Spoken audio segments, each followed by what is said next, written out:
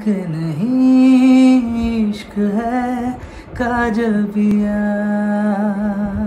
अगर मैं दुकान में जाऊंगा, मुझे कुछ सामान लेना है, तो मैं गाना गा के तो मैं ले नहीं सकता, मुझे पैसे देने ही पड़ेंगे सामान लेने के लिए। तो विराट कोहली 6 मारते हैं तो लगता होगा यार क्रिकेटर ही बन जाना चाहिए था, क्योंकि वो एक छोटा हादसा नहीं था, बहुत बड़ा एक्सीडेंट हुआ था। जनी रंगत मेरा उत्तराखंड मचा, उन रंगत कखी और नीचा तेरी हंसी।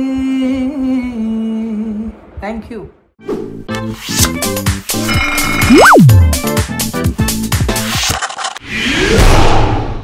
माँ पौड़ी का बाजार, नंदरे तू, ठंडो पानी, समलोड़े रुमाल,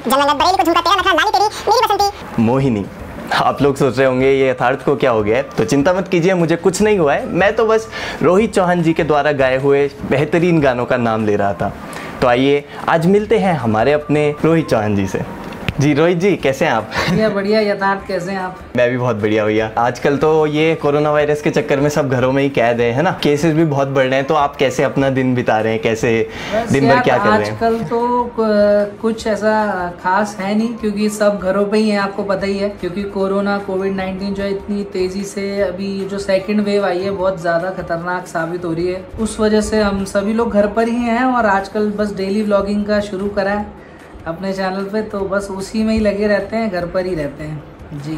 हाँ, देखा मैंने आपका अभी गिफ्ट मिला था जो उस तरह के प्रोडक्ट्स, तो आज ही हाँ जी तो आपके डेली व्लॉग्स हम भी इंजॉय करते हैं। ग्रेट। हम आपकी लाइफ जर्नी के बारे में बात करेंगे और आपसे बहुत कुछ सीखेंगे।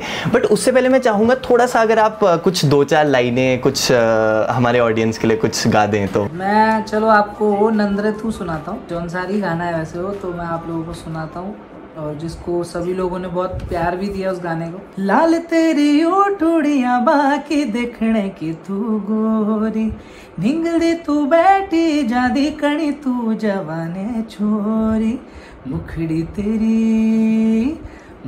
तेरी चांद जैसी, आछी लागो खिलखिल्या तेरी हंसी, मुखड़ी तेरी चांद जैसी, आछी लागो खिलखिल्या तेरी हंसी, नंदरे तू जियो दे बसी, आछी लागो मुलमुल्या तेरी हंसी।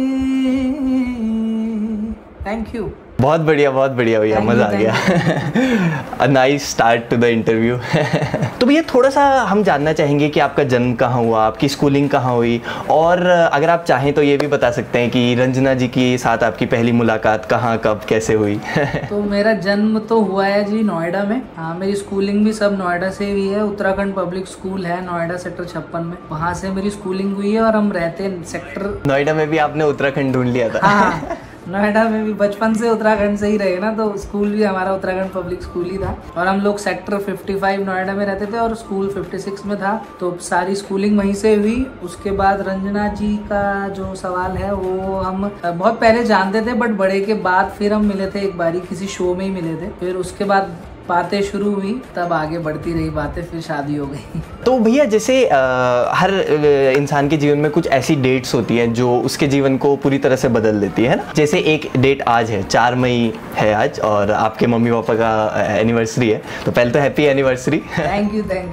आज से ठीक 31 साल पहले है ना आपके मम्मी पापा की शादी हुई थी, तो बहुत बहुत बधाइयाँ उनको। हाँ, ऐसी एक और डेट के बारे में मैं बात करना चाहूँगा भैया। 25 जून 2010, जब पूरे उत्तराखंड एक बहुत मुश्किल समय था वो, जब कल्पना चौहान जी का बहुत ही ज़्यादा मेजर एक्सीडेंट हुआ था। टाइम के साथ उन्होंने रिकवर करा। इनफैक्ट उन्होंने पूरा उत्तराखंड उनसे सीख लेता है कि कैसे, चाहे जीवन में कितनी भी बड़ी परेशानी आए, पर कैसे आप पेशेंस के साथ, करेज के साथ, और कैसे एक मुस्कुराते हुए आप कैसे अपनी परेशानियों से आगे बढ़ सकते हो, है ना।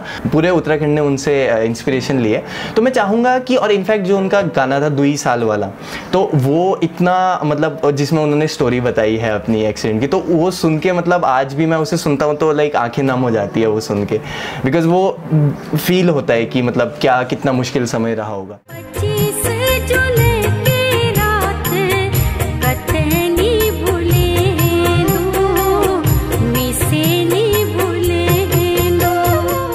मैं चाहूँगा भैया थोड़ा सा आप उस समय के बारे में बताओ, क्योंकि बहुत डिफ़िकल्ट टाइम रहा होगा आपके लिए, तो कैसे आपने, आपकी पूरी फैमिली ने और उन्होंने कोप अप करा, थोड़ा सा बताइए। 25 जून 2010 में हुआ था एक्सीडेंट, और वो एक्सीडेंट तो हम सबकी जो फैमिली है, जो हमारी पूरी, उन सब के लिए ही एक बहुत ही दुखदाई समय था वो, क्योंकि हमारी मम्मी का और मामा थे हमारे साथ में, उनका बहुत बड़ा एक्सीडेंट हुआ था।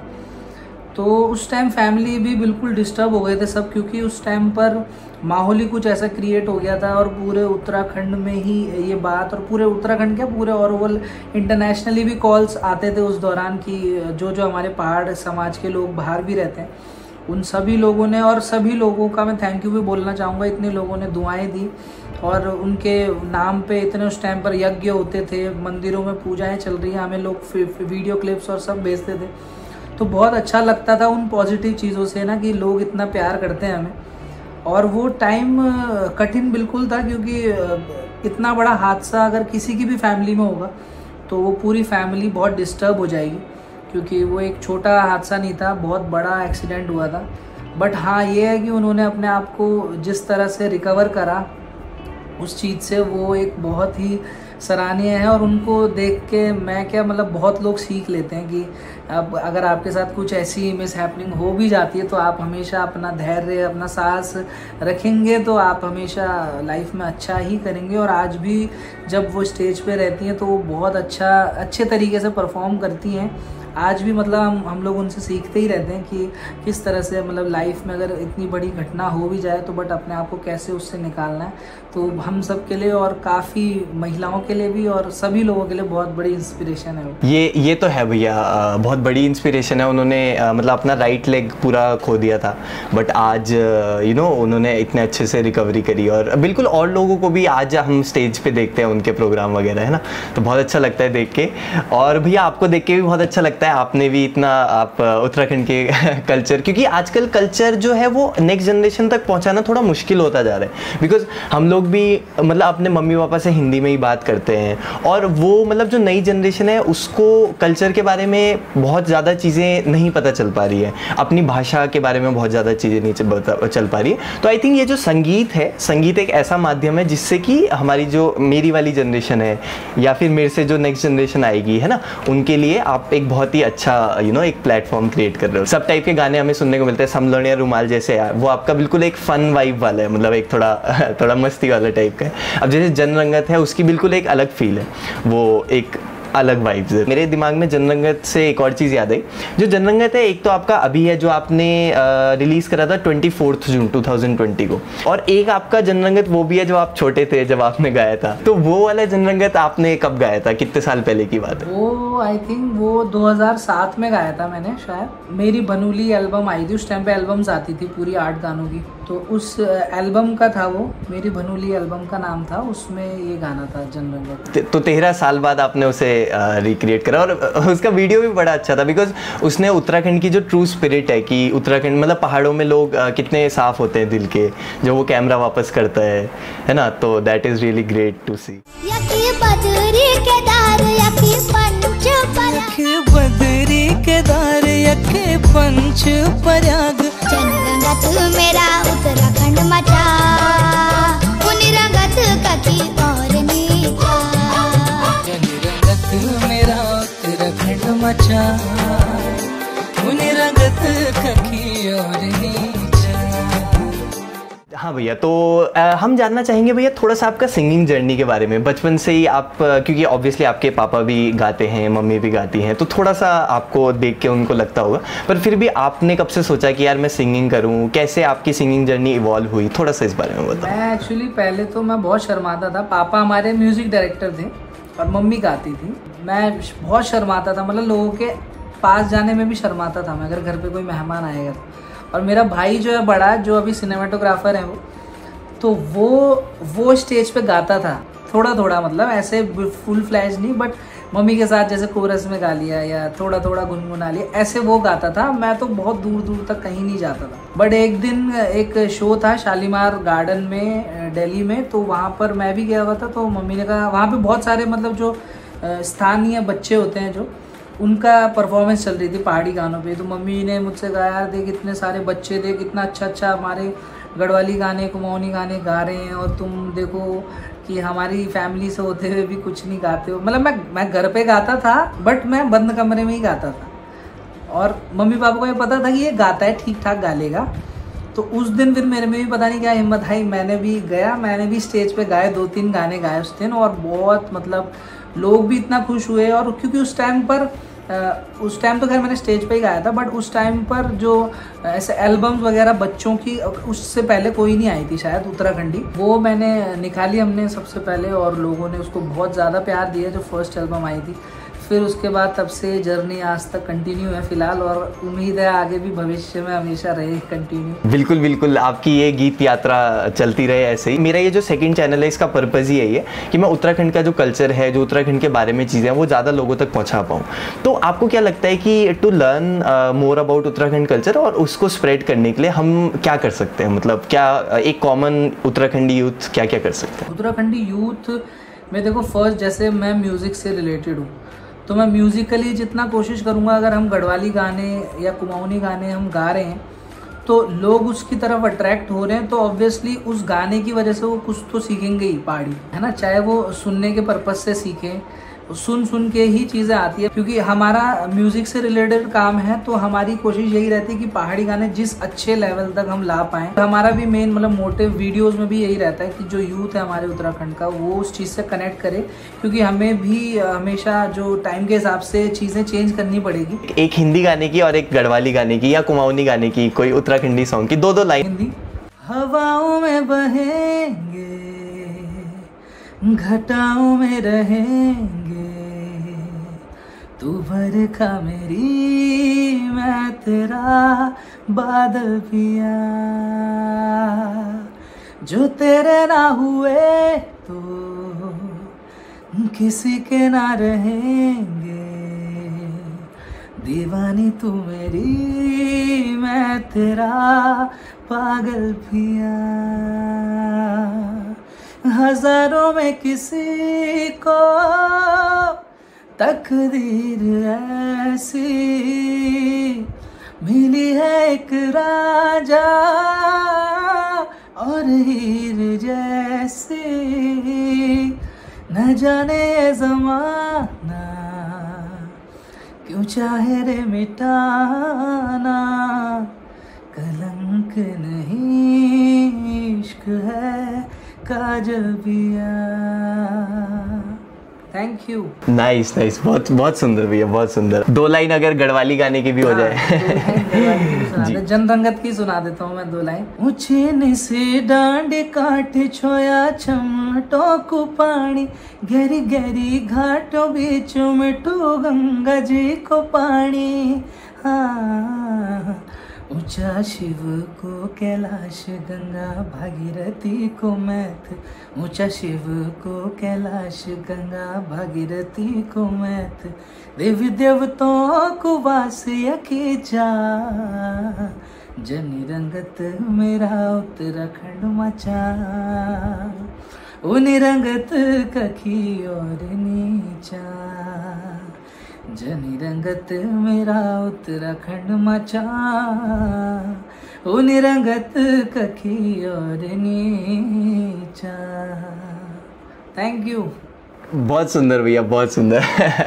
एकदम फील आ गई सुन के। हाँ तो भैया थोड़ा सा हम जानना चाहेंगे, बिहाइंड द सीन्स हम जानना चाहेंगे। जैसे आप जो वीडियो शूट करते हो, आप जो गाने गाते हो, तो वो थॉट प्रोसेस क्या होता है? बिकॉज आप एक नया गाना बना रहे हो, है ना, वो बिल्कुल आप स्क्रैच से बनाते हो, वो लिरिक्स आप खुद सोचते हो, वो म्यूजिक आप खुद सोचते हो, तो कैसे वो बिल्कुल स्टार्ट से लेकर और एंड तक आपकी जर्नी क्या होती है? हाँ, जर्नी यही रहती है। सबसे पहले तो मैं जैसे जिस पैटर्न में करता हूँ, मैं पहले कंपोजिशन करते हैं, पहले हम धुन बनाते हैं गाने की, एक धुन बना रहे हैं लेकिन धुन बन नहीं रही है। उसके बाद मैं जो अभी लास्ट मैक्सिमम गाने हैं वो सब मम्मी ने लिखे, तो मैं फिर उन्हीं को वो जो भी कंपोजिशन धुन जो होती है गाने की वो भेजता हूँ, फिर वो लिरिक्स उसमें लिखती हैं, पहले कुछ लिखती हैं, फिर वो हमें सही लगती है, वरना फिर उसको काट देते हैं, फिर नई लिखवाते हैं, फिर ऐसे 3-4 बारी ये प्रोसेस चलता रहता है। फिर उसके बाद जब तो पहले आप म्यूजिक कंपोज करते हो और उसके बाद लिरिक्स? हाँ, पहले मैं धुन कंपोजिशन जो होती है गाने की वो कर देता हूँ, उसके बाद फिर मम्मी को वो कंपोजिशन भेजता हूँ। उस पर फिर मैं थीम भी कुछ बता देता हूँ कि इस सब्जेक्ट पे लिख लो। जैसे उस टाइम पे हमें बरेली को झुमका का ध्यान आया था, तो मैंने कहा ये टाइटल अच्छा है, मतलब तो इसी से रिलेटेड फिर पूरा गाना बनाओ। ऐसे ही मैं थोड़ा सा हिंट दे देता हूँ कि मम्मी इससे रिलेटेड, बाकी शब्द फिर सारे वही अपने आप लिखती हैं। पहले ही जैसे रंजना हमारा सारा जो मैनेजमेंट है और जो सारे कॉन्सेप्ट है मैक्सिमम सारे गानों के वही चुनती हैं चीज़ें, फिर वो हम डायरेक्टर और डीओपी से बात करके वो चीज़ें सब रेक्टिफाई करते हैं, क्या क्या करना है क्या क्या नहीं करना है। तो वही है, हम सारी थीम भी पहले सोच लेते हैं, उसके बाद हम लोकेशन सर्च करते हैं कि कहाँ ये गाना शूट किया जाए। फिर लोकेशन पर जाते हैं, वो शूट होता है, फिर एडिट होता है, फिर आप लोगों के सामने आ जाता है। और अब भैया जैसे अभी लॉकडाउन चल रहा है ना, आपने कुछ नए प्रोजेक्ट सोचे होंगे, बट बिकॉज लॉकडाउन की वजह से तो पॉसिबल नहीं है, तो अभी आप क्या सोच रहे हो? नेक्स्ट प्रोजेक्ट्स आपके क्या हैं, थोड़ा सा अगर आप बताना चाहो। अभी हमारा शूट होना था, बट वो अभी आपको पता ही लॉकडाउन चल रहा है तो हम शूट नहीं कर सकते हैं, क्योंकि वो शूट जब अभी जो पहला लॉकडाउन ये 26 तारीख से जो लगा था, उसी 26-27 को ही हमारा शूट होना था। बट वो लॉकडाउन की वजह से हमने फिर अभी जब हालत इतनी ख़राब है ही हर जगह, तो हम लोग भी उस चीज़ को नहीं अगर समझेंगे तो फिर कौन समझेगा, तो हमने वो अभी पोस्टपोन करी है सारी चीज़ें। बाकी ट्रैक वगैरह सब रेडी है, और ये गाना मतलब रिक्रिएशन ही है मेरे एक पुराने गाने की, तो ये भी थोड़ा सा ये डार्क गाना बनेगा। बहुत सारे हमारे उत्तराखंड में और उत्तराखंड के बाहर भी जो नया टैलेंट आ रहा है, जो अभी 15 साल के हैं, 16 साल के हैं, 18-20 साल के हैं, 25 साल के हैं, जो युवा हैं, वो जो अपना म्यूज़िक में कदम रखना चाह रहे हैं, और उन्हें ऐसा लगता है कि यार लेट से, बिकॉज हर कोई प्रोफेशनली वो काम कर पाए पॉसिबल शायद ना हो। कई लोग करते हैं कि मतलब वो साथ साथ करना चाहते हैं म्यूज़िक, तो उन लोगों के लिए आप क्या बोलना चाहोगे? कैसे वो लोग अपनी स्किल्स को बेटर कर सकते हैं, कैसे आगे बढ़ सकते हैं?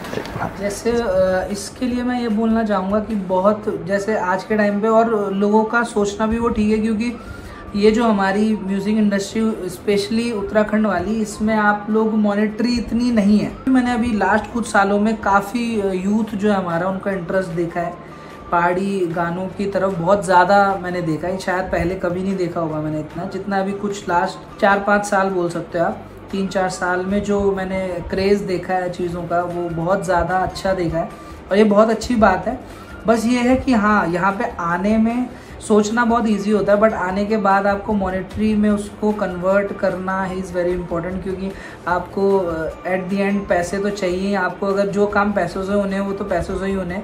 अगर मैं दुकान में जाऊंगा, मुझे कुछ सामान लेना है, तो मैं गाना गा के तो मैं ले नहीं सकता, मुझे पैसे देने ही पड़ेंगे सामान लेने के लिए। तो पैसा भी इम्पोर्टेंट है, और वही थोड़ा सा मॉनेटरी लेवल पे अगर चीज़ें अच्छी हो जाएगी तो बहुत अच्छी इंडस्ट्री ग्रो होगी हमारी, और आई होप बहुत जल्दी होगी। आज के टाइम में बहुत लोग इच्छुक हैं, हमारे पास भी डेली इतनी प्रोफाइल्स आती हैं कि सर हमें एक्ट करना है आपके गाने में, या हमें आपके साथ गाना है। तो वो देख के बहुत अच्छा लगता है कि लोगों का इंटरेस्ट काफ़ी बड़ा है, तो उसको ही बस मॉनेटरी में चेंज करने की कोशिश है, कि ताकि लोगों का इंटरेस्ट और बढ़े और ये म्यूज़िक इंडस्ट्री भी काफ़ी ग्रो करे, जैसे कि हर स्टेट की इस टाइम पर कर ही रही है। बिल्कुल बिल्कुल भैया, कोई काम हमारे लिए होगा तो हमें भी बताइएगा, we would also love to take part. और भैया जैसे आपने बताया कि मॉनेटरी मतलब वो भी बहुत ज़रूरी है, ऑब्वियसली वो तो है ही, बहुत ज़रूरी है, बिकॉज सस्टेनेबल भी होना चाहिए, है ना? क्योंकि देखो दिक्कतें तो हर उसमें ही है, मतलब किसी भी फील्ड में। अगर आप फॉर एग्जांपल आप क्रिकेट ले लो,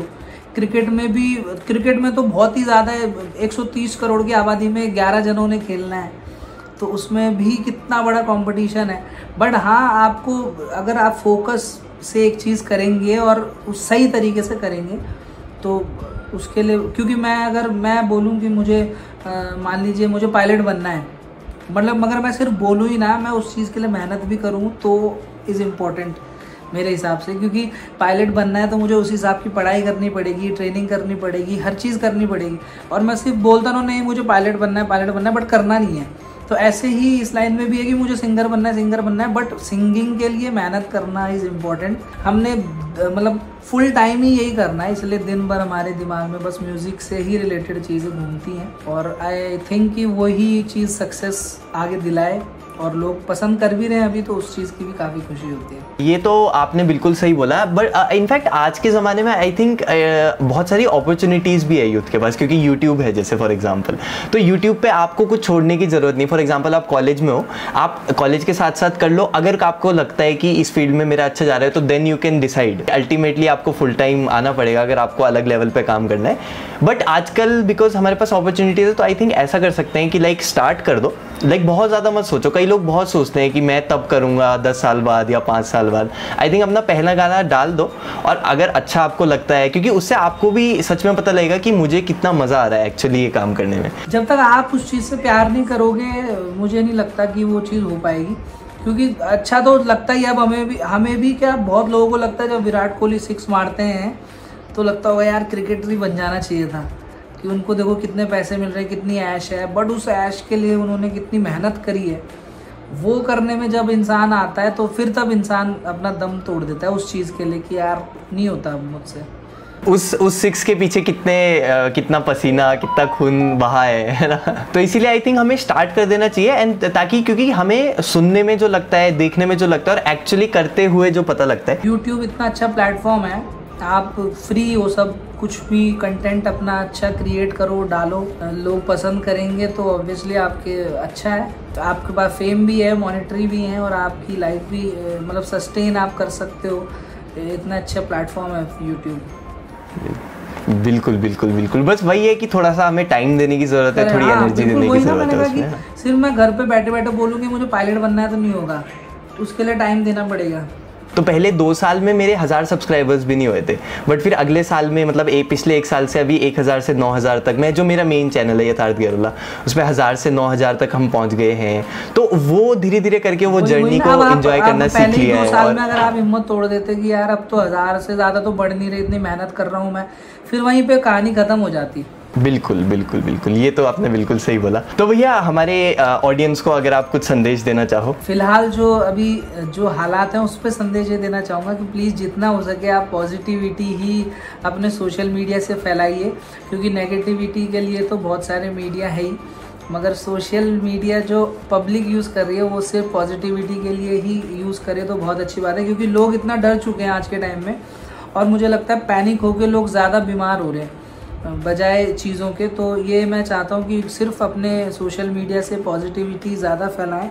और जो म्यूज़िक से जैसे मैं जुड़ा हूँ तो म्यूज़िकली यही बोलूँगा कि जो भी हमारे उत्तराखंड के जो भी म्यूज़िक इंडस्ट्री में गाने आ रहे हैं, वीडियोज़ आ रही हैं, आप सभी लोग उनको सपोर्ट करिए, और जो अच्छा काम कर रहे हैं ऑब्वियसली उनको तो करिए ही। और यही हमारी भी उम्मीद है कि हम भी आगे जो भी गाने लाएं वो ऐसे लाएं कि आप सभी लोगों को वो बहुत अच्छे लगें, और जो निरंतर सभी लोगों का सपोर्ट मिल रहा है हमारे चैनल को और हमारे गानों को, उसके लिए थैंक यू सो मच। और आगे भी आपका प्यार ऐसे ही बना रहे, उसके लिए बहुत बहुत धन्यवाद। बिल्कुल भैया बिल्कुल, ये आपने बिल्कुल पॉइंट बहुत अच्छा बोला कि हमें पॉजिटिव न्यूज़ पे मतलब ज़रूर फोकस करना है। बिकॉज अभी मैंने ये भी पढ़ा कि जो सेकेंड वेव है उसमें जो रिकवरी रेट है वो फर्स्ट से ज़्यादा है, परसेंटेज, अगर हम परसेंटेज देखें तो ऐसी न्यूज़ भी है जिसको सुन के एक पैट कमिंस जो ऑस्ट्रेलियन प्लेयर है, उसने 35-40 लाख रुपए जो डोनेट करे है ना, $50,000, तो बहुत अच्छी न्यूज़ भी है आसपास हमारे। तो और वही है, लोग पैनिक अगर करेंगे, आपने बोला जैसा कि, और उससे तबीयत खराब होगी, उस स्ट्रेस से और उन चीज़ों से हमारी और तबीयत खराब होगी। और जो लोग रिकवर हो गए हैं उनको प्लाज्मा भी डोनेट करना चाहिए अगर उनको 28 डेज हो गए हैं, है ना। वही जो मतलब जो आप संभव चीज़ें कर पाओ अच्छा करने के लिए, सोसाइटी के लिए, तो जो कर सकता है वो ज़रूर उन्हें करना चाहिए। बस यही रिक्वेस्ट भी है सभी से। तो भैया बहुत अच्छा लगा आपसे बात करके। फिर जब भी आपसे बात आशा करता हूँ कि आप लोगों को भी पसंद आया हो वीडियो। आप में से किसी ने भी भैया के चैनल को सब्सक्राइब नहीं करा है यूट्यूब पे, या भैया के इंस्टा को फॉलो नहीं करा है, तो तुरंत से पहले जाइए और फॉलो कीजिए भैया को, सब्सक्राइब कीजिए, बहुत सही कंटेंट मिलेगा आपको, है ना भैया। जल्दी मुलाकात करेंगे, फिर एक और इंटरव्यू बढ़िया सा करेंगे मिलके, है ना। बिल्कुल बिल्कुल भैया, हम फिर मिलते हैं आपसे, ठीक है। ठीक है, चलिए, ओके भैया, thank you, okay bye bye, okay bye भैया।